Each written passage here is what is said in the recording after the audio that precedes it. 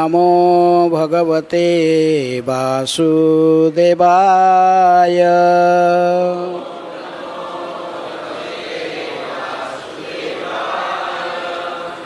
ओम नमः भगवते वासुदेवाय।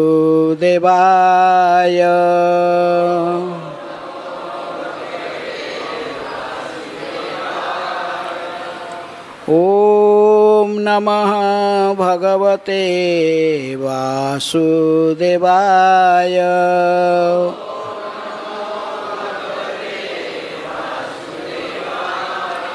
नारायणं नमस्कृत्य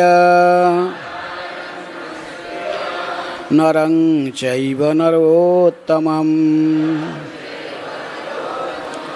देवीं सरस्वतीं व्यासं ततो जयमुदीरये। नष्टप्रायेषु अभद्रेषु नित्यं भागवत सेवया भगवते उत्तम श्लोके भक्तिर्भवति नैष्ठिके। कृष्ण सुधामुपगते धर्म ज्ञानादिभिः सह कलौ नष्टदृशामेष पुराण अर्कधुना उदितः। श्रीमद् भागवतम से पाठ, सप्तम स्कंध, अध्याय 7। प्रहलाद ने गर्भ में क्या सीखा। इस अध्याय के आज 24 नंबर श्लोक है। अन्यय व्यतिरेकेण विवेकेन उषता आत्मना स्वर्ग स्थान समाम्न्यायै विमृशब्धिः असत्वरैः अन्वय प्रत्यक्षतः व्यतिरेकेण तथा अप्रत्यक्ष रूप से विवेकेन प्रौढ़ विवेकता उषता शुद्ध हुआ आत्मना मन से स्वर्ग सृष्टि स्थान पालन समान्यायी तथा विनाश द्वारा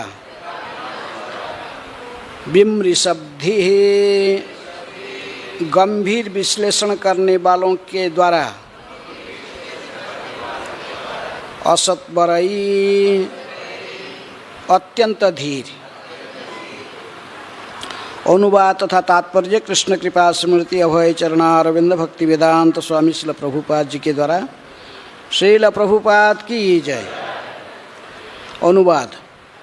धीर तथा दक्ष पुरुष को चाहिए कि आत्मा का अनुसंधान विश्लेषक अध्ययन के द्वारा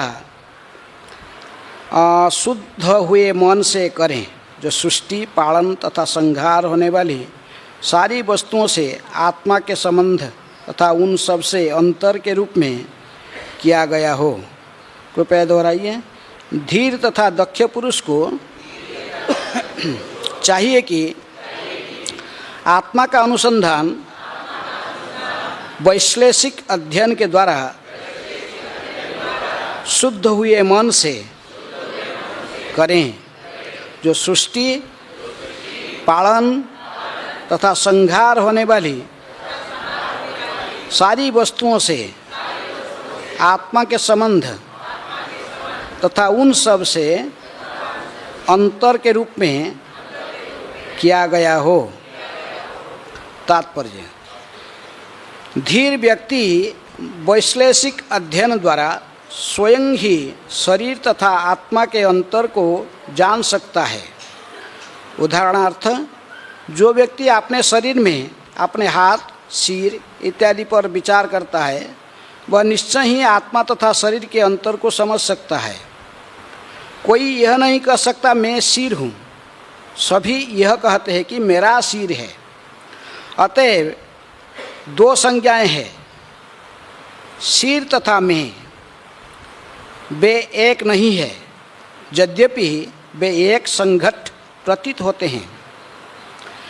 कोई यह तर्क कर सकता है, जब हम शरीर का विश्लेषण करते हैं तो उसमें हमें सिर, हाथ, पाँव, पेट, रक्त, अस्थियां, मूत्र, मल इत्यादि मिलते हैं, किंतु जब सब पर विचार हो चुका होता है तो फिर आत्मा कहाँ है? किंतु गंभीर मनुष्य इस वैदिक उपदेश का लाभ उठाता है। यतो वा इमानि भूतानि जायन्ते येन जातानि जीवन्ति यत् प्रयत्नयोभिसंविशन्ति तद्विजिज्ञासत्वः तद्ब्रह्मेति। ये तैत्तिरीय उपनिषद की 3:1-1। इस प्रकार वह समझ सकता है कि सिर, हाथ तथा पूरा शरीर आत्मा के आधार पर विकसित हुए हैं। यदि भीतर आत्मा हो तो शरीर, सिर, हाथ, पैर बढ़ते हैं, अन्यथा नहीं। मृत बालक नहीं बढ़ता क्योंकि उसमें आत्मा विद्यमान नहीं है। यदि शरीर के सतर्क विश्लेषण के बाद भी किसी को आत्मा का अस्तित्व न देखे तो वह अज्ञान ही है। भला भौतिकवादी कार्यकलाप में पूरी तरह संलग्न व्यक्ति किस तरह उस आत्मा को समझ सकता है, जो एक बाण के नोक के 10,000 में भाग जितना छोटा है? ऐसा व्यक्ति मूर्खतावश सोचता है कि भौतिक शरीर रसायनों की मेल से बड़ा हुआ है। यद्यपि वह इन तत्वों को ढूंढ नहीं पाता, किंतु वेद हमें बताते हैं कि रासायनिक मेल से प्राण नहीं बनता। प्राण तो आत्मा तथा परमात्मा है और शरीर उसे प्राण के ही आधार पर बढ़ता है। वृक्ष में लगा फल वृक्ष की उपस्थिति के कारण है, बढ़ता है और उसमें 6 प्रकार के परिवर्तन होते हैं। यदि वृक्ष न हो तो फल के बढ़ने तथा परिपक्व होने का प्रश्न ही न उठे। अतएव शरीर के अस्तित्व के परे शरीर के भीतर परमात्मा तथा आत्मा है। भगवद गीता में बताए गए आध्यात्मिक ज्ञान की यही पहली जानकारी है। देहि नवस्मिन् यथा देहे, शरीर का अस्तित्व परमेश्वर तथा उन्हीं के अंश स्वरूप जीव की उपस्थिति के कारण होता है। इसके आगे व्याख्या भगवद गीता की 9वें अध्याय की 4 श्लोक में स्वयं भगवान ने की है।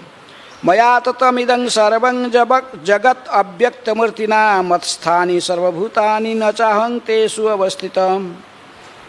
ये संपूर्ण ब्रह्मांड मेरे अव्यक्त रूप में व्याप्त हैं। सारे जीव मुझ में, किंतु मैं उनमें नहीं हूँ। परमात्मा सर्वत्र उपस्थित है। वेदों का आदेश है, सर्वं खलु इदं ब्रह्म, प्रत्येक वस्तु ब्रह्म है, या कि ब्रह्म की शक्ति का विस्तार है। सूत्रे मणिगणाइव, प्रत्येक वस्तु भगवान पर टिका हुई है। जिस प्रकार मोती सूत्र द्वारा गुंथे रहते हैं, यह सूत्र प्रधान ब्रह्म है। यह परम कारण परमेश्वर है, जिस पर प्रत्येक वस्तु आधारित है। मतः परं तरंग नान्यत। इस प्रकार हमें चाहिए कि आत्मा तथा परमात्मा का अध्ययन करें, जिस पर यह सारा भौतिक विराट जगत आश्रित है। इसी की व्याख्या इस वैदिक कथन से हो जाती है, जतो वा इमानि भूतानि जायन्ते येन जातानि जीवन्ति। हरे कृष्ण। अज्ञानातिमिरन्धस्य ज्ञानाञ्जनशलाकया चक्षुरुन्मीलितं येन तस्मै श्रीगुरुभे नमः। श्रीचैतन्यमनोभीष्टं स्थापितं जनभूतले स्वयं रूप कदा मह्यं ददाति स्वपदान्तिकं। वन्देऽहं श्रीगुरुः श्रीयुतपदकमलं श्रीगुरून् वैष्णवांश्च श्रीरूपं साग्रजातं सहगण रघुनाथान्वितं तं सजीवं साद्वैतं सावधूतं परिजनसहितं कृष्णचैतन्यदेवं श्रीराधाकृष्णपदान् सहगण ललिता श्रीविशाखान्वितांश्च नमो विष्णुपदाय कृष्णप्रेष्ठाय भूतले श्रीमते भक्तिवेदांत स्वामिनिति नामिने नमस्ते सारस्वते देवे गौरवाणी प्रचारिणे निर्विशेषशून्यवादी पाश्चात्यदेशतारिणे नमो महावदान्याय कृष्णप्रेमप्रदायते कृष्णाय कृष्णचैतन्यनामिने गौरतिसे नमः। हे कृष्ण करुणा सिंधु दीनबंधु जगत्पते गोपेश गोपिकाकांत राधाकांत नमस्तुते तप्त कांचन गौरांगी राधे वृंदावनेश्वरी वृषभानुसुते देवी प्रणमामि हरिप्रिये वाञ्छाकल्पतरुभ्यश्च कृपा सिन्धुभ्येव च पतितानां पावनेभ्यो वैष्णवेभ्यो नमो नमः। श्रीकृष्ण चैतन्य प्रभु नित्यानंद श्री अद्वैत गदाधर शिवासादि गौरभक्तवृंद हरे कृष्ण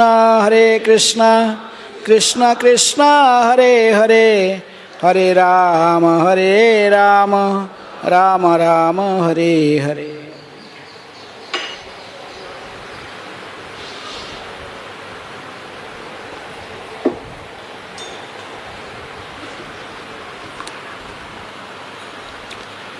अन्योय व्यतिरेकेण विवेकेन उसतात्मना स्वर्गस्थान समाम्यायै बिमृषाब्धि असत्परै। धीर तथा दक्ष पुरुष को चाहिए कि आत्मा का अनुसंधान वैश्लेषिक अध्ययन के द्वारा शुद्ध हुए मन से करें, जो सृष्टि पालन तथा संहार होने वाली सारी वस्तुओं से आत्मा के संबंध तथा उन सब से अंतर के रूप में किया गया हो। ते छठा अध्याय में है, प्रहलाद महाराज ने अपने सहपाठियों को बता रहे कि उन्होंने अपने माँ के गर्भ में, कयाधु की गर्भ में जब थे नारद मुनि के आश्रम से, तो उन्होंने क्या क्या शिक्षा प्राप्त किए थे नारद मुनि के द्वारा। ऐसा पहले से ही पिछले अध्याय में सुने प्रहलाद महाराज की शिक्षाएँ उनके सहपाठियों को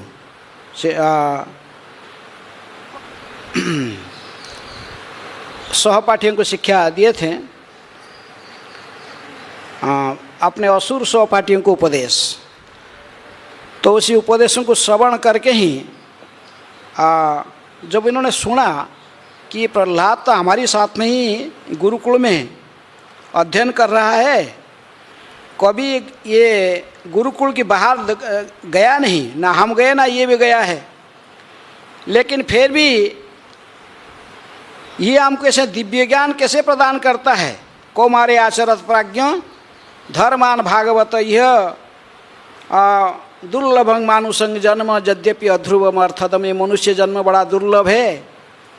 ये अन्य शरीर की तरफ ये मनुष्य शरीर नाशवान होने पर भी इस मनुष्य शरीर में भगवान की भक्ति की जा सकती है। इसलिए मनुष्य जीवन बड़ा दुर्लभ है। भक्ति कौमार अवस्था से 5 साल की उम्र से ही प्रारंभ कर देना चाहिए। इसकी बात उन्होंने बहुत सुंदर श्लोकों में और आगे आगे दिव्य ज्ञान प्रदान करते रहे असुर सहपाठियों को। तत्प्रयास न कर्तव्य जत आयु वय परंग न तथा बिंदते खेमंग मुकुंद चरणाम्बुजम। समय को ऐसे वृथा इंद्रिय तृप्ति में गंवाना नहीं चाहिए। ऐसे प्रयास करके इंद्रिय तृप्ति की विषय वस्तु को प्राप्त करने के प्रयास में समय को व्यतीत नहीं करना चाहिए। समय जो मिला है इसको भगवान मुकुंद की चरणारविंद की भक्ति में लगाना चाहिए। लेकिन असुर सहपाठियों ने जिज्ञासा की है कि देखो प्रहलाद, तुम एक ज्ञान कहाँ से प्राप्त किया?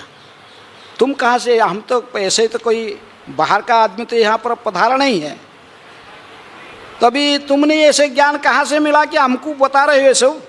हैं, तुम कहाँ से सीखा ये सब? तभी प्रहलाद महाराज ने इनको कहा कि देखो, मैं इस ज्ञान को मेरे गुरु नारद मुनि से प्राप्त किया हूँ। हैं, तो उन्होंने पूरा इतिहास कहा सुनाया कि किस प्रकार हिरण्यकशिपु जब तपस्या के लिए, अमर बनने के लिए तपस्या करने के लिए चला गया था मंदराचल पर्वत में, तो उसी समय उनका राक्षसों की राजाओं को राज्य से अनुपस्थिति देखकर देवता लोक ने आक्रमण किया हिरण्यकशिपु की राजधानी, और बहुत आसान से राक्षसों को बंदी बना लिया। अब सब भाग गए भी, राज्य छोड़कर बहुत चले गए। तो उन्होंने हिरण्यकशिपु की जो राजमहल में प्रवेश करके ही कयाधु को, हिरण्यकशिपु पत्नी को बंदी बना लिया था। और उन्होंने कहा कि देखिए, तो भी उन्होंने सोचा कि मेरे माँ की, प्रहलाद महाराज कह रहे कि मेरे माँ की गर्भ में हिरण्यकशिपु की वीर्य वो धारण की है, इसलिए उसके जो पुत्र जन्म होगा वो भी हिरण्यकशिपु की से बढ़कर भी पुत्र ने बड़ा राक्षस बनेगा। तो इसलिए उन्होंने इनको वो जाना नहीं चाहते थे, चिल्ला रहे थे हैं? लेकिन देवता लोग, इंद्र, विशेष में इंद्र बड़े निष्ठुरता के साथ इनको केस को पकड़कर खींचते हुए रास्ता में लेके जा रहा था। तो रास्ते में नारद मुनि आए और नारद मुनि ने इनको देवता लोगों को धिक्कारा, कहा कि ये तुम क्या कर रहे हो? हाँ, तुम्हें देवता होकर ऐसे ही, ये जो है स्त्री, ये दूसरे का स्त्री है, तुम जानते ही ये पतिव्रता सती स्त्री है, और इसकी अभिशाप से आप सभी नष्ट हो जाओगे, राक्षस को नैसरी राक्षस को, जो देवता लोग संपूर्ण रूप में नष्ट भ्रष्ट हो जाओगे। लेकिन आप इसको इसी मुहूर्त में छोड़ दो। लेकिन जब इंद्र ने कहा कि नारद मुनि, आप जानते नहीं है किसका ये स्त्री कौन है, ये कोई साधारण स्त्री नहीं है, ये मिसेस हिरण्यकशिपु है, हिरण्यकशिपु की पत्नी है, और ये हिरण्यकशिपु की वीर्य को धारण कर रखी हैं। तो हमको ये स्त्री से कोई लेना देना नहीं है, लेकिन ये जो गर्भ धारण की है, तो ये बच्चा जब जन्म लेगा इसको हम वध करने के प्रांत इसको छोड़ देंगे। अब वही बच्चे को, हिरण्यकशिपु के जो पुत्र, उसी को वध करेंगे। तो प्रहलाद महाराज ने कहे कि देखो, ये जो पुत्र है, ये नारद मुनि कहे कि अयन जो उत्तर दिया कि देखो, ये स्त्री की गर्भ में तुम लोगों को जो सोच रहे कि राक्षस को ये धारण करके रखा है, राक्षस नहीं है। इसकी गर्भ में भगवान विष्णु की महान भक्त है, और इस बालक को यदि आप किसी भी उपाय से समग्र देवता सेनाओं समेत इस बालक की कोई भी क्षति आप पहुंचा नहीं सकते हो, इसको वध करना असंभव है। इसलिए आप अभी इस स्त्री को छोड़कर यहाँ से चले जाओ। नारद मुनि कहने पर देवताओं को विश्वास, नारद मुनि के वचन में इंद्र को पूर्ण विश्वास था। तो उन्होंने जब सुना कि जो कयाधु की गर्भ में एक महान भक्त है, तभी सभी लोग फिर कयाधु को परिक्रमा किया। कयाधु को परिक्रमा करके, प्रणाम करके, अपने दोष के लिए माफ़ी मांगते हुए नारद जी को भी प्रणाम करके उस स्थान से चले गए। तभी अभी अकेले ही हिरण्यकशिपु की पत्नी कयाधु कहाँ जाएगी, गर्भवती है, और राक्षस सब तो चारों साइड में तितर बितर गए थे। तो इसलिए नारद मुनि उस स्थिति को देखकर उन्होंने इनको सांत्वना दिया और अपने आश्रम में इनको आने के लिए कहा कि आप जब तक आपके पति तपस्या से वापस नहीं आता तब तक आप आकर निर्भीक रूप में निश्चिंत होकर मेरे आश्रम में रह सकती हो। अवश्य कोई प्रश्न कर सके नारद मुनि के आश्रम कहाँ से आया है। नारद मुनि को तो दक्ष ने अभिशाप दिया कि वो किसी एक स्थान में स्थिर होकर नहीं रह सकते हैं। तो लेकिन फिर यहाँ पर वर्णन की गई है कि नारद मुनि इनको आश्रम अपने आश्रम में लेकर रखें। नारायण आश्रम, आश्रम का नाम भी बताया गया नारायण आश्रम। बताया गया कि ऋषि पर्यचर तंत्र भक्त्या परमया सती अंतर्वंती स्वगर्भस्य क्षमा इच्छा प्रसूतये। तो उनकी इच्छा था कि नारद मुनि के संरक्षण में तब तक रहे और ये बच्चे को जन्म न दें जब तक उसके पति हिरण्यकशिपु तपस्या से वापस न आता है। लेकिन नारद मुनि के आश्रम पर रही तो जब रहती थी उन्हें भक्तिपूर्वक भी इनकी सेवा करने लगी। किनकी सेवा करने लगी? नारद मुनि, कयाधु ने नारद मुनि की सेवा करने लगी। और एक महत् पुरुष जो कि साधु का कर्तव्य है बद्ध जीवों को जन्म मृत्यु संसार से मुक्त करने के लिए भगवान की जन्म कर्म दिव्य लीलाएं तथा दिव्य ज्ञान प्रदान करना, इनको बताना। अवश्य नारद मुनि के उद्देश्य था विशेष रूप में कयाधु को गर्भ में जो बालक था प्रहलाद को शिक्षा देना। लेकिन वो शिक्षा दोनों को दे रहे थे, कयाधु भी सुन रही थी तथा प्रहलाद भी सुन रहे थे। प्रहलाद ने कही कि देखो जो नारद मुनि बोल रहे थे और नारद मुनि की आशीर्वाद था, उनकी इच्छा था, तभी मैं इसी शिक्षाओं को धारण करके रखा। लेकिन मेरे माँ तो किसके बारे में सोच रही थी? अधिकतर उन्होंने अपने पति हिरण्यकशिपु कब वापस आएगा उसी के बारे में बड़े चिंतित थी। तो इसलिए आस्ते आस्ते इसके बारे में बहुत इतनी सीरियस होकर नहीं सुन रही थी, फिर भी सुन रही थी। लेकिन कुछ काल के बाद उसको एक ज्ञान विस्मरण हो गया, भूल गई। लेकिन नारद जी की विशेष अहेतु की कृपा के कारण मैंने इस ज्ञान को धारण करके रखा। अधिक काल तक बीत जाने पर स्त्री होने से अल्पज्ञ होने के कारण मेरी माता सारी उपदेश को भूल गई, किंतु ऋषि नारद ने मुझे आशीर्वाद दिया था, अतः मैं नहीं भूल पाया। हम जिसे यदि कोई किसी से श्रवण करते हैं और यदि उनके आशीर्वाद नहीं होता तो आप इसको धारण नहीं कर सकते। हाँ, इसलिए वैष्णव की तद्विधि प्रणिपातेन परिप्रश्नेन सेवया, तद्विधि प्रणिपात सेवा और प्रश्न। तो इसलिए कयाधु तो सेवा भी कर रही थी, लेकिन इसकी नारद जी की सेवा कर रही थी। लेकिन नारद जी की आशीर्वाद की विशेष रूप में किसके प्रति थी? प्रहलाद के प्रति था। और कयाधु वो सोचते थे कि मेरे शिक्षा को प्रहलाद धारण करे। इसलिए इनकी इच्छा के अनुଯାयी, नारद जी की इच्छा के अनुयायी जयदेव तो नारद ने प्रहलाद महाराज कहे कि मैंने नारद जी की कृपा से ही उनके सारे शिक्षाओं को धारण करके रखने में समर्थ हुआ। तो ऐसे कहने के बाद प्रहलाद महाराज ने फिर आगे और अपने मित्रों को कहा कि देखो मैं क्या सीखा है। जिस प्रकार भगवान ने गीता में जब दिव्य ज्ञान की शिक्षा किसको देने जा रहे थे? अर्जुन को। सबसे पहले उन्होंने क्या बताया था? शरीर और आत्मा का अंतर। दूसरे अध्याय में जब अर्जुन ने सरेंडर हुआ, शिष्य ते हंग साधि मांग त्वांग प्रपन्न, इसके बारे में पहले तो वो कुछ बोलते नहीं थे। दूसरे अध्याय 7 नंबर श्लोक में जब उन्होंने कहा था कि मैं आपके शिष्य हूँ और आप जैसे चाहते मुझे ऐसे ही अभी उपदेश कीजिए। तो तभी भगवान ने इनको उपदेश देना प्रारंभ किए थे। सो अशोच्यानन शोचोस्तंग प्रज्ञावादांश भाषसे गता शोचो गता सुनो नानु शोषंती पंडिता है। जो बीत गया है उसके बारे में कोई सोचता नहीं, जो पंडित लोग विशेष में सोचते नहीं हैं। लेकिन विशेष जो शिक्षा उन्होंने दिया था आत्मा अनात्मा के विवेचन के बारे में, वो दूसरे अध्याय के 11 से लेकर 30 नंबर श्लोक है।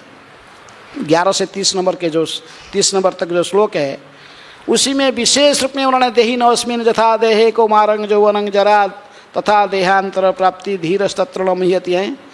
देह और देही के अंतर के बारे में विशेष रूप में शिक्षा प्रदान किए थे।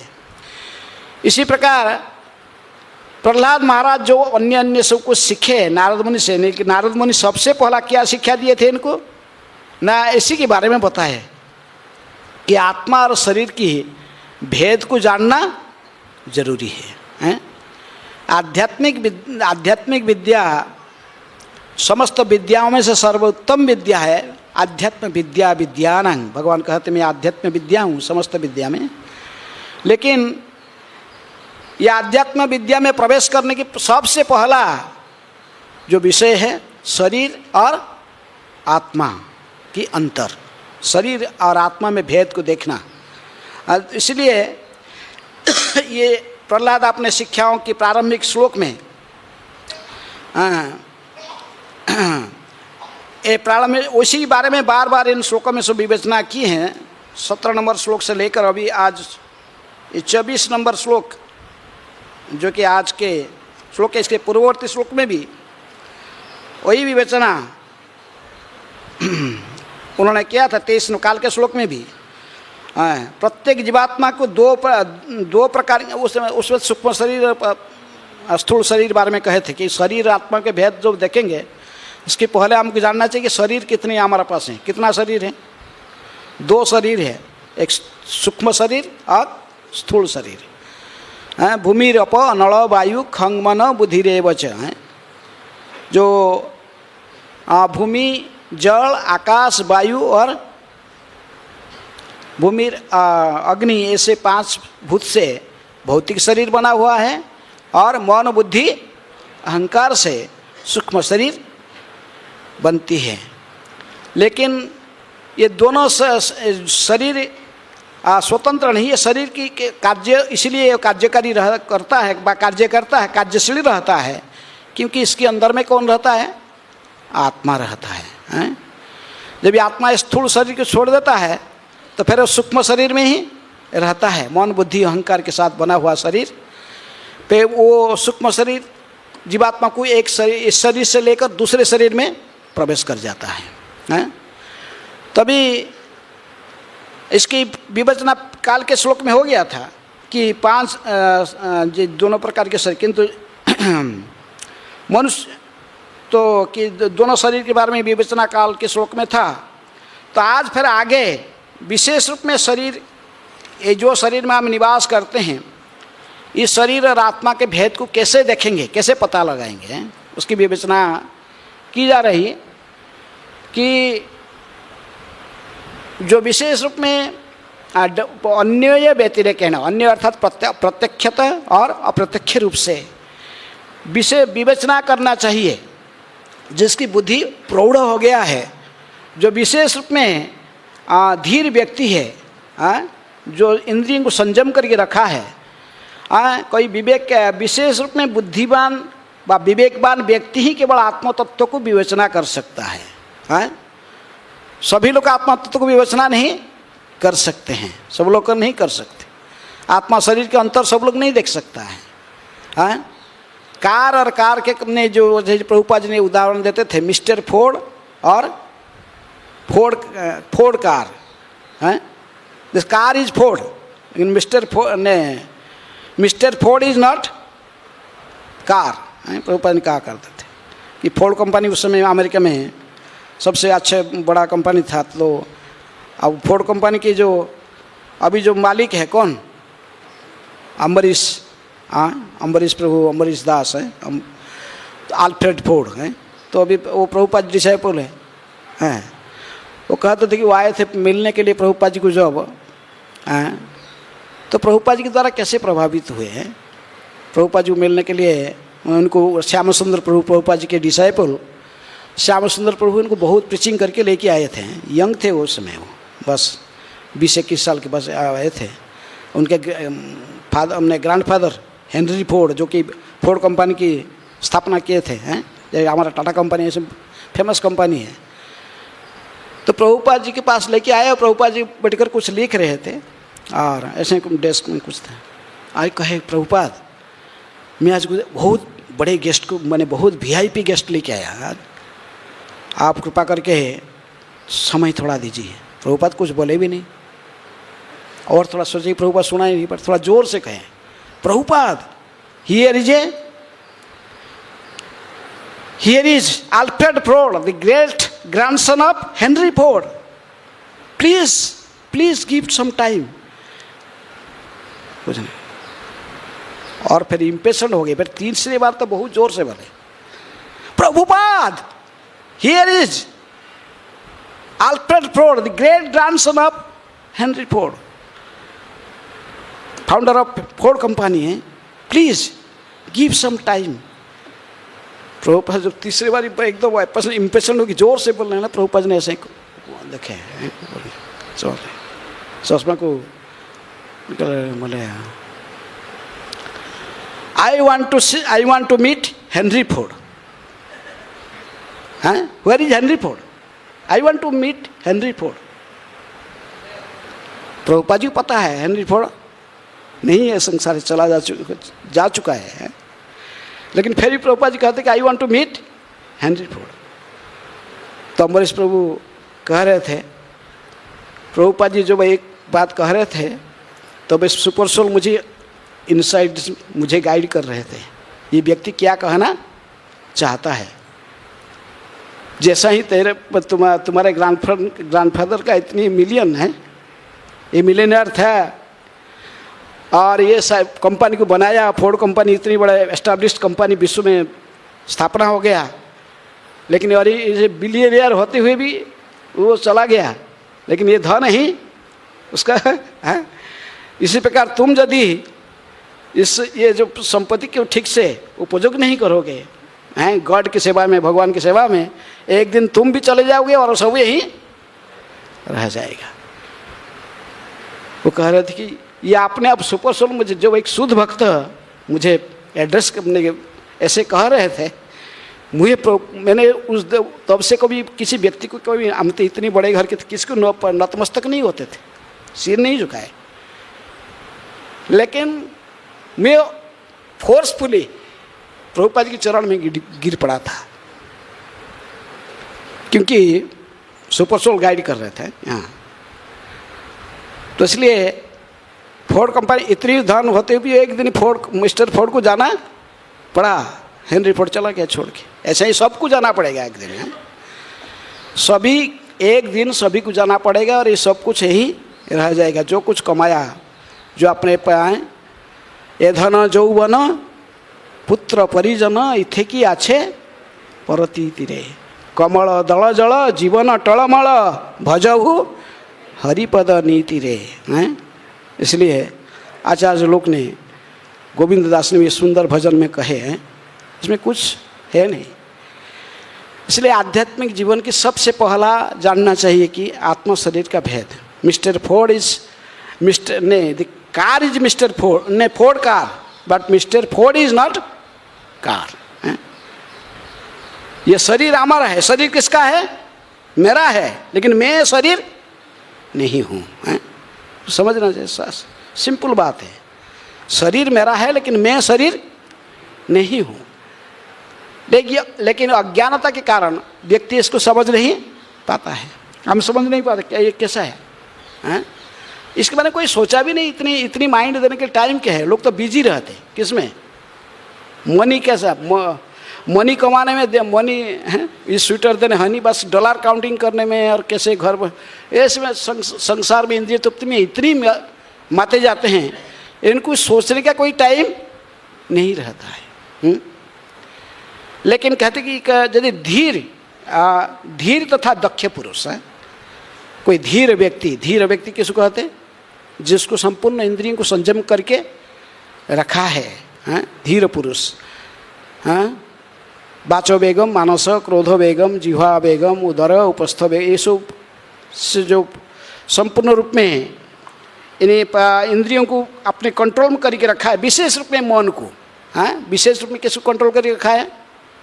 मन को। हाँ, क्योंकि मन तो पागल मरो। हाँ, गोपीनाथ मन जे पागल मर, न माने शासन, जड़े अचेतन, पड़ेची विषय घोरे। ये नहीं सुनता है मेरे शासन है। भक्तिनाथ ठाकुर कहते कि गोपीनाथ ये पागल है, ये मन जो है पागल है। हैं? आप जो अर्जुन कहा कि देखिए ये वायु का गति को तो मैं रुक दूंगा, हवा की जो गति है, तो इसको यदि आप कहोगे तो मैं दिव्यास्त्र के द्वारा इसको, लेकिन ये मन की गति को कैसा रुक सकता है? ये मन रुक कहीं नहीं, एक क्षण में कहीं भी पहुंच जाता है। हैं? जहाँ जहाँ वो तो उसका एक्सपीरियंस कहीं भी, यहीं बैठा इधर, लेकिन सोचता होगा कहीं अमेरिका की बात है कि कोई और कैसी, कहीं भी मन कहीं भी पहुँच सकता है। हैं? मन को कैसे संयमित करेगा? लेकिन कहते कि जो संयमित मन वाला नहीं, जिसके मन संयमित नहीं है, वो ठीक से विवेचना नहीं कर सकता है। हैं? हैं? क्योंकि इंद्रियाणां मनश्चास्मि, इंद्रियों में मैं कौन हूँ? मन हूँ। अब मन यदि असंयत मन है, ये मन ही तुम्हारा शत्रु है, मन ही तुम्हारा मित्र है। हैं? इसलिए भगवान कहते हैं अर्जुन, हैं? ये मन ही तुम्हारा शत्रु है, मन ही तुम्हारा मित्र है। हैं? जो स्थिर बुद्धि वाले व्यक्ति हैं, मन को संयमित करके रखें। हैं? कैसे भी डायरेक्टली व इनडायरेक्टली किसी भी उपाय से हमारा एक कर्तव्य है इसको पहले कंट्रोल करना। हैं? तो ये धीर पुरुष को चाहिए कि जो मन को संयमित करके रखा है, अन्य विवेक है ना, जो आपने विवेक प्रौढ़ विवेकता, प्रौढ़ अर्थात जो मेच्योर्ड है, जिसकी चिंतन शक्ति पूरा मेच्योर्ड हो गया है, वो भी वो अभी और इंद्रिय तृप्ति में ज़्यादा मन नहीं लगा रहा है, उसके ज़्यादा से वो विवेचना करना समझ गया। अभी वो इसके बारे में सोचता है, मैं कौन हूँ। ऐसे ही कहते मायावादी लोग तो सीधे कहते कि मैं कौन हूँ, ठीक है मैं ब्रह्म हूँ। यदि भी कोई मायावादी लोग विवेचना करते तो उनको भी धीर कहा जाता है। कभी कोई मायावादियों को भी कभी धीर कहते हैं। मायावादी लोग भी कभी धीर होते हैं ना, उनका भी सब पूरे सब कुछ त्याग देते, खाना पी ऐसे भी इंद्रिय तृप्ति में कोई लगे नहीं रहते। शरीर आत्मा के अंतर को समझ जाते कि मैं शरीर, हम शरीर नहीं है, हम आत्मा है। लेकिन मैं कौन हूँ ऐसे विवेचना करते करते कहते मैं ही स्वहम, मैं वही हूँ। कौन है? जो सब परम सत्य है। तो फिर भगवान और आत्मा में अंतर को नहीं देख पाते हैं, ये विवेचना भी गलत है। आत्मा शरीर, शरीर आत्मा शरीर में तो फर्क है। इसका मतलब नहीं कि आत्मा ही परमात्मा है। आत्मा परमात्मा दोनों समान वृक्ष है। इस शरीर में दोनों की स्थिति है। एक ही वृक्ष में दो पक्षी बैठे हैं, कौन कौन? आत्मा परमात्मा। उसमें एक साक्षी रूप में बैठा है वो कुछ, और दूसरा न मे कर्माणि लिम्प्यन्ति न मे कर्म फल स्पृहा, वो परमात्मा है। लेकिन वो कर्म में कोई इंटरेस्ट नहीं है उसको, ना कर्म फल भोगना उसको। लेकिन जो जीवात्मा होता है और कर्म करता है, कर्म फल को मुझता है, जीवात्मा है। तो इसलिए आत्मा परमात्मा में अंतर है, आत्मा परमात्मा एक नहीं है। तो इस बात को बड़े प्रौढ़ बुद्धि से विवेकेन असत आत्मना, असत शुद्ध हुआ मन। आत्मा का शब्द यहाँ पर आत्मा शब्द को मन के लिए उपयोग की गई है। आत्मा शब्द कभी कभी जीवात्मा के लिए उपयोग की जाता है। आत्मा के शब्द का अर्थ कभी कभी बुद्धि के लिए भी की जाता है। आत्मा शब्द का अर्थ कभी कभी मन के लिए भी उपयोग की जाती है। इसलिए यहाँ पर विशेष रूप में आत्मना अर्थ प्रभुपाद जी शब्दार्थ करते मन है। यहाँ पर आत्मना शब्द का अर्थ क्या है? मन। इसलिए विशेष रूप में प्रौढ़ विवेचना के द्वारा मन में इसके बारे में चिंतन करना चाहिए। किसके बारे में? न स्वर्ग स्थान समान्यायी, विशेष रूप में जो सृष्टि स्थिति पालन संहार होने वाली सारे वस्तुओं, जिनकी सृष्टि भी है, स्थिति भी है, संहार भी हो जाता है, वो क्या है? आत्मा की सृष्टि स्थिति संहार होता ना क्या? नहीं होता। हाँ हाँ, इसके न जायते म्रियते वा कदाचिन, ये कोई जन्म नहीं होता, जन्म हुआ ना कोई मरेगा, आत्मा का नहीं होता। और सृष्टि स्थिति लय किसका होता है? शरीर का होता है। हाँ, जो कि हम पहले सांख्य दर्शन को इसके पहले विवेचना हो चुकी है। 24 तत्व में संपूर्ण सांख्य तत्व का विवेचना होता है। 5 स्थूल तत्व में शरीर बना हुआ है। हैं, भूमिर अप अनल वायु, हैं, खंग, और इसके बाद मन बुद्धि अहंकार 3। ये कितने हो गए? 5 3 8, 5 इंद्रियां, 5 ज्ञानेन्द्रिया, 5 कर्मेंद्रिया, 10। कितना हो गया?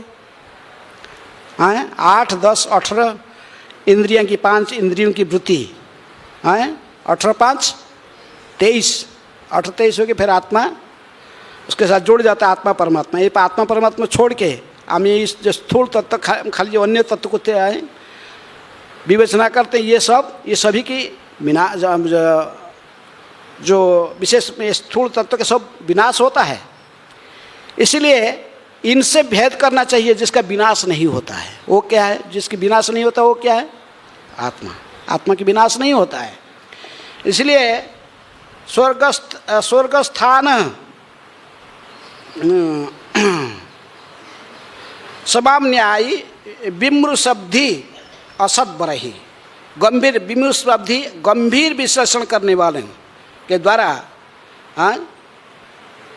अत्यंत धीर व्यक्ति, असत बरही, अत्यंत धीर व्यक्ति बड़े प्रौढ़ बुद्धि के साथ इसकी विवेचना करके दोनों में भेद को देख सकता है। हैं? जैसे प्रभुपाद जी कहते कि हमें विशेष में देख रहे हैं कि ये शरीर, हम देखें अपना सिर को टच करते हैं, विभिन्न अंग को टच करते हैं, कहते कि मेरा सिर को टच करते, कहते कि ये क्या है? हैं? मेरा सिर। तो इसलिए सिर और मेरा में, ये दोनों में अंतर है। मेरा, मैं और सिर एक ही नहीं है। हैं? सिंपल बात कोई समझ सकता है। हैं? जैसे मैं प्रारंभ से कहा कि मिस्टर फोर्ड कार, नहीं, Ford car, mister Ford is not car. तो सिर मेरा है, लेकिन मैं सिर नहीं हूँ। प्रभुपाद जैसे समझा रहे हैं तात्पर्य में, मैं सिर हूँ लेकिन सिर मेरा है, लेकिन मैं सिर नहीं हूँ, समझ सकता है। तो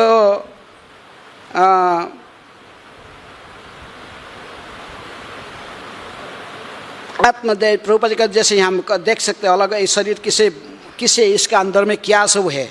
हाँ, इसके अंदर में पेट के अंदर रक्त, अस्थियाँ, मल, मूत्र, ये सारे गंदगी चीज़ रहते हैं। आप यदि एक एक करके सारे शरीर के अंग अंदर से बाहर में सबको एक एक करके सोचेंगे ये आत्मा है, हैं, ये हाथ की आत्मा है, पैर की आत्मा, ऐसे करके सारे चीज़ों को यदि विश्लेषण करेंगे तो कभी भी हमको आत्मा के असली स्थिति प्राप्त नहीं होगा।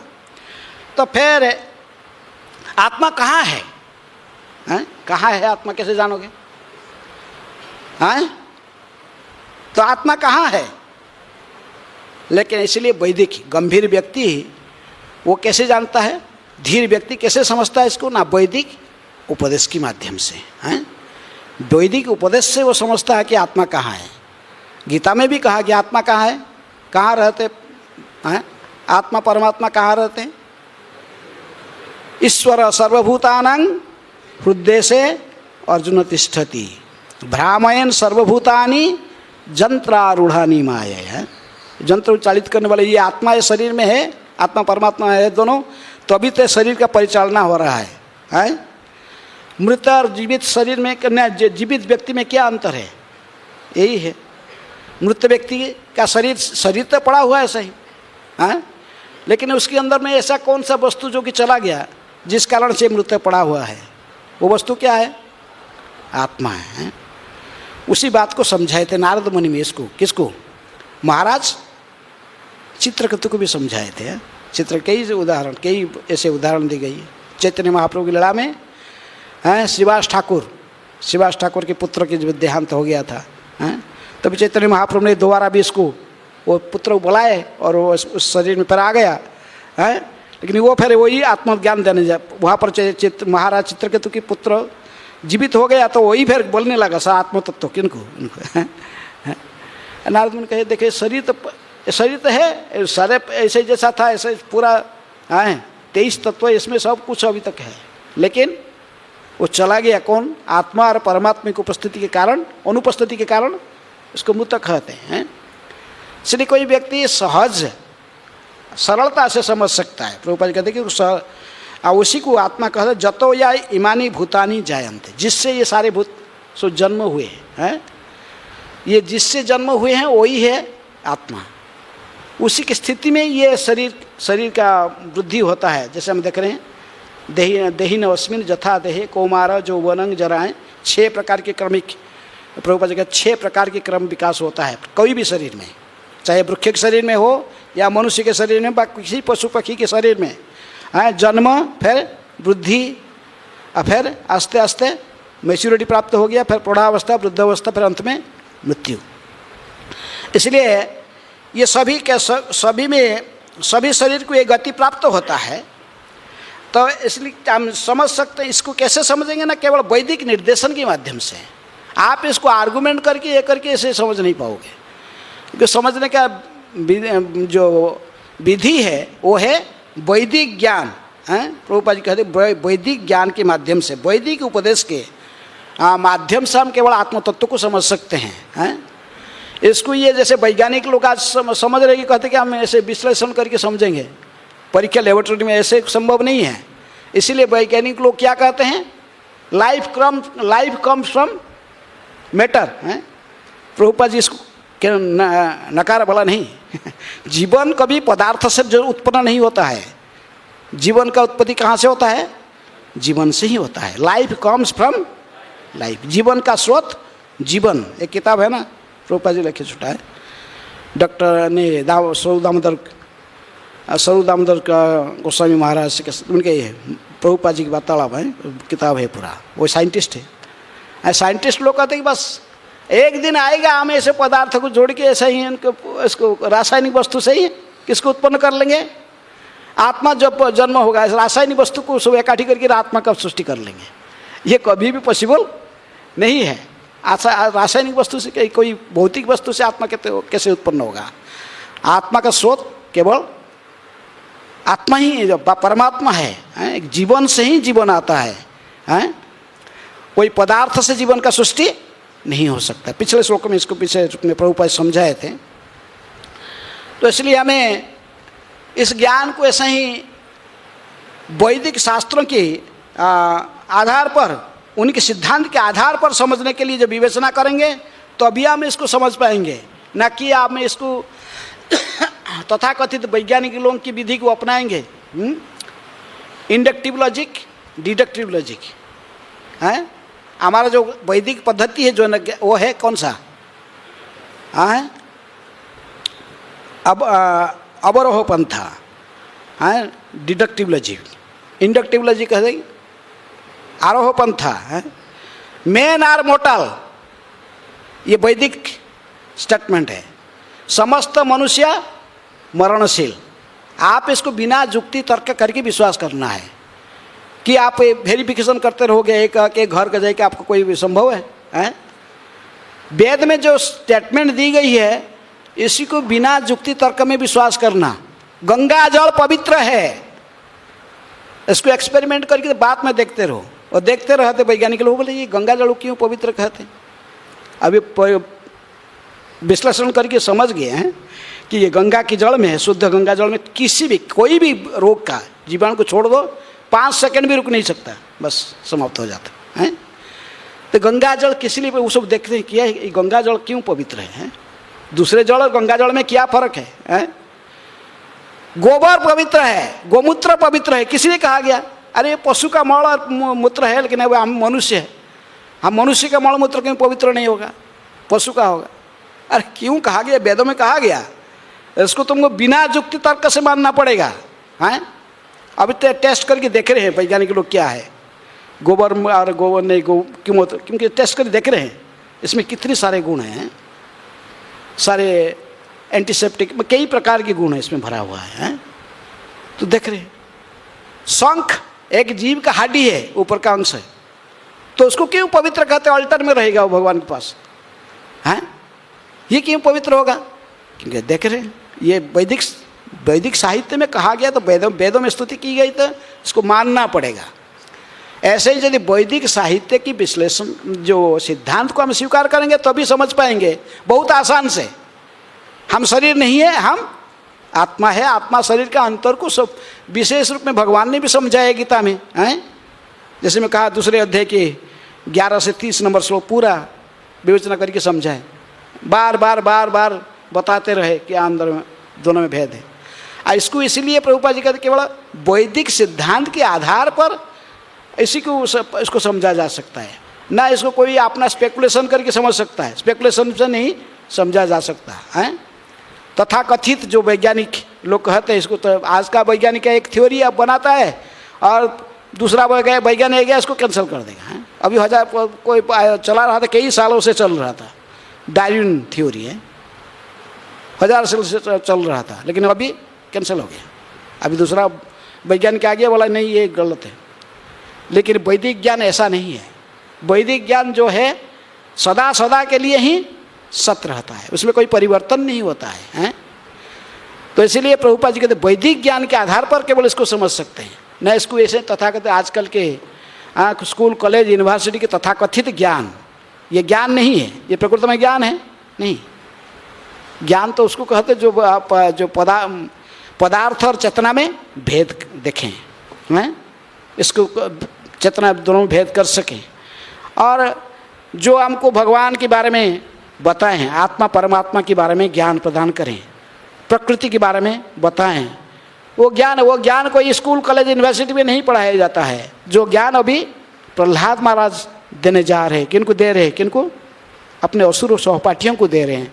इस ज्ञान को उन्होंने परंपरा से प्राप्त किए हैं। एवं परंपरा प्राप्तं इमं राजर्षयो विदु, ये परंपरा से आया हुआ ज्ञान उसी के माध्यम से समझा जा सकता है, नहीं तो इसको समझना कोई संभव नहीं है। प्रभुपाद जी आगे कहते कि 9वें अध्याय के 4 नंबर श्लोक भी कोट करते हैं, ये संपूर्ण ब्रह्मांड मया तत्वमिदं सर्वं जगत अव्यक्त मूर्तिना मत्स्थानि सर्वभूतानि न चाहं तेषु अवस्थित। ये संपूर्ण ब्रह्मांड मेरे अव्यय रूप में व्याप्त है, सारे जीव मुझ में है, किंतु मैं उनमें नहीं हूँ, हैं? एक दृष्टि से हम कहते भगवान सर्वत्र है, कहते कि नहीं? भगवान सर्वत्र हैं। भगवान की उपस्थिति के बिना कोई भी स्थिति, किसी वस्तु का स्थिति नहीं हो सकता। लेकिन फिर भी भगवान कहते कि मैं उसमें हूँ और नहीं भी हूँ, हैं? उसमें रहता हूँ फिर नहीं भी रहता हूँ, क्योंकि विराट रूप में मैं सर्वत्र व्याप्त हूँ। यदि हम विराट रूप भगवान को देखेंगे तो फिर भगवान कहते कि मैं सर्वत्र हूँ, ये संपूर्ण ब्रह्मांड मेरे अव्यक्त रूप में व्याप्त है। इसलिए मैं जो अव्यक्त रूप में सर्वत्र व्याप्त हूँ, सारे जीव जगत मेरे अंदर में है। लेकिन साधारणतः कोई देख सकता है, कहीं कह सकता है कि मेरे अंदर में जीव नहीं है, मेरे अंदर में सारे जीव है, मैं जीव के अंदर में नहीं हूँ, हैं? ऐसे इसी को कहते अचिंत्य भेद अभेद तत्व, हैं? इसको समझना। अन्य व्यतिरेक जिस गीता के चतुश्लोक में कहें तो नहीं, श्रीमद् भागवत के चतुश्लोकी के अंतिम श्लोक में भगवान कहते अन्य व्यतिरेकाभ्याम यस्यात् सर्वत्र सर्वदा, है। तो इसी प्रकार प्रभुपाद जी ने हमको ये समझा रहे कि ये वैदिक जो शरीर और आत्मा के जो अंतर हैं, इसको केवल वैदिक सिद्धांत के माध्यम से ही, शास्त्र सिद्धांत के माध्यम से समझा जा सकता। ऐसे ही स्पेकुलेशन के माध्यम से, भौतिक ज्ञान के माध्यम से, स्कूल कॉलेज यूनिवर्सिटी के ज्ञान के माध्यम से नहीं समझा जा सकता।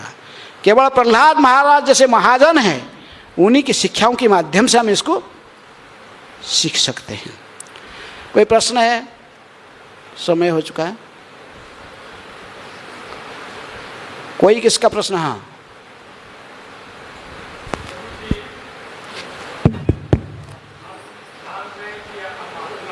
हाँ, पूरी संपूर्णता में हम जान पा रहे हैं कि हम आत्मा है, किंतु इस ज्ञान को हम रख नहीं पा रहे हैं, जिससे हम उस पथ पर चलने में असुविधा हो रही है, अडिग हो जा रहा, मतलब जिस रूप में जिस तरह बढ़ना चाहिए भक्ति की ओर बढ़ नहीं पा रहे। तो इसीलिए हम इसको थियोरेटिकली केवल किताब पढ़ के किताब पढ़ के जैसे थियोरेटिकल जान लेते हैं, लेकिन इसको फिर जो प्रैक्टिकल हम अनुभव करेंगे वो किसी महान संतों की कृपा के बिना नहीं होगा, हैं। जो आत्मा साक्षात किया कोई व्यक्ति हैं, जो साक्षात आत्मा के साथ जो प्रकृति में इसको, तो ऐसे व्यक्ति की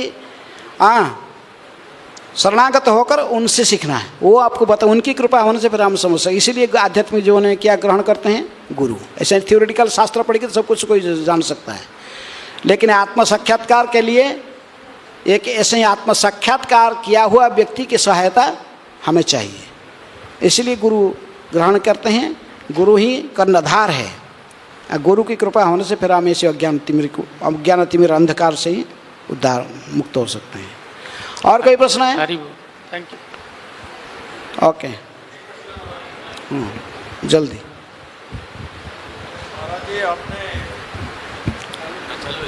आपने बोला कि जब आत्मा शरीर छोड़ते हैं, आत्मा छोड़ती है शरीर, तो उसमें सूक्ष्म शरीर जो है वो आत्मा के साथ चला जाता है। सूक्ष्म शरीर आत्मा के साथ जाता है, जब मनुष्य शरीर छोड़ता मर जाता है, मृत्यु हो जाती है, तो परमात्मा जो है वो भी साथ जाते हैं इसके? आत्मा तो जाता साथ में, सूक्ष्म शरीर के साथ, सूक्ष्म शरीर की उपस्थिति नहीं तो क्योंकि उसका प्रोसेस फिर दोबारा शुरू हो जाता है ना, रीबर्थ के लिए जो भी है, नरक में जाना है या कहीं और जाना है या कोई और योनि में जाना है, तो परमात्मा जो है वो उसके साथ ही रहेंगे या उसके डिफरेंट? परमात्मा की स्थिति सर्वत्र है। हाँ जी, परमात्मा की स्थिति सर्वत्र है ना, सर्वगत है, सर्वत्र है, तो होता है, लेकिन उसको वो भोगना नहीं, वो भोगता थोड़ी है, वो नहीं भोगता, कष्ट तो उसको भोगना पड़ेगा, भगवान थोड़ी भोगते। नहीं, परमात्मा जैसे आपने बोला ना, एक वृक्ष पर दो पक्षी बैठे हैं, एक स्वाद वो कहीं भी जाता, परमात्मा इतनी कृपालु है, परमात्मा साथ ही रहेंगे, तो उसके साथ नहीं छोड़ते हैं, लेकिन ये भोगते नहीं है, तो केवल साखी के रूप में है। क्योंकि काल तो है परमात्मा के रूप में, अंदर परमात्मा बैठे हैं, काल बाहर से बैठे हैं, दोनों यानी परमात्मा हैं। तो जीवात्मा कष्ट भोग रहा ना, आत्मा परमात्मा नहीं भोग रहा है। न में कर्माणि लिम्प्यते न में कर्म फले स्पृहा, उनको नहीं भोगना पड़ता है। ठीक, वो जीवात्मा ही भोग रहा है, परमात्मा थोड़ी भोग रहे हैं। नहीं, परमात्मा सर्वत्र है, सर्वत्र नहीं भी है, यही तो बात कह रहे हैं। यही कहे माया मया ततम इदम सर्वम है, परमात्मा सर्वत्र है भी है और नहीं भी है। सारे जगत मेरे मुझ में स्थित है, मैं उनमें नहीं हूँ, भगवान कह रहे हैं। ठीक है, तो इसलिए थोड़ा इसको गंभीरता के साथ चर्चा करने, विवेचना करने से समझा जा सकता है। ठीक है महाराज, हरे कृष्णा। थैंक यू महाराज, श्रील प्रभुपाद की, ग्रंथराज श्रीमद् भागवतम की।